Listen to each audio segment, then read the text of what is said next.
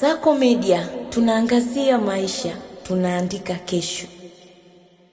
Mimi jina langu naitwa Francis Jonathan. Mimi kinachonisukuma zaidi inapokuwa inacheza timu ya taifa, kinachonisukuma ni kuhusu habari ya taifa. Kwamba inapokuwa imeshinda, najua kama taifa pia itakuwa limeshinda. Lakini inapokuwa kwa mfano haijashinda, inapokuwa inahuzunika, ni pamoja na mimi kwa sababu na mimi nipo katika taifa hili. Itakuwa tumepata furaha wote kwa pamoja.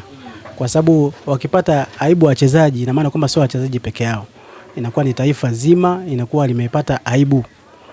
Na lazima waangalie kwamba kwa nini tumefeli, kitu kama hicho. Mimi nafikiri kwa watu ambao hana mtazamo kama wa kwangu, nafikiri tuwe katika ile hali ya kwamba ni wote ni taifa.